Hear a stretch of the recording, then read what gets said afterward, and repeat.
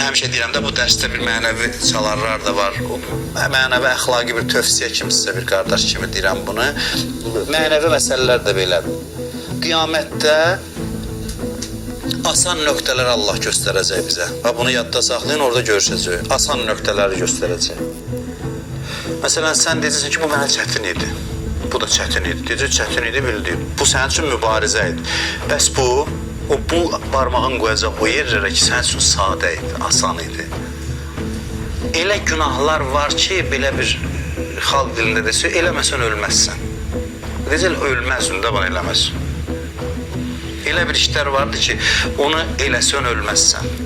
Qiyamətdə sorğu-sual zamanı sən çətin deyirsən, deyəcəklər, bəli, bu çətinləri keçdik. Bəs bu asanlar, həyatımızda bir nə qədər asan nöqtələr var ki, ona etinasızlıqdan onları eləməmişik. Biz hərdən elə yeri gəldi, gəlmədə öz daxilimizdə bir qəhrəman axtarırıq. Ay çətindir, nəfs belə, filan elə, hər şeydə bəzən şişirdirik məsələlər. Amma çox şeylər elə deyil. Asan işlər var, görmürük, görmədikcə çətinləşir məsələ. Bizim çox problemimiz budur ki, sadə işləri görmürük. Ona görə problemə çevrilir bizim üçün. Misal deyim də sizə sadə əxlaqi misal. Soruşacaqlar qiyamətdə ki, filan gün namazı niyə vaxtında qılmadın? Deyəcəksən, vay yadımdan çıxdı, deyəcəklər oldu. Filan gün niyə qılmadın? Filan gün başım qarışdı işə. Yadımdan çıxmamışdı, amma dedim qoy bu işləri yoluna qoyum sonra məsələn. Demirəm, düzdür, deyərlər yaxşı, bunu da keçdik sənə. Filan gün niyə? Filan gündə qonaq gəldi. Üzüm gəlmədi də deyəm, yaxşı bunu da keçdik. Bəs filan gün necə? Oturmuşdun televizora baxırdın. Oturmuşdun televizora baxırdın.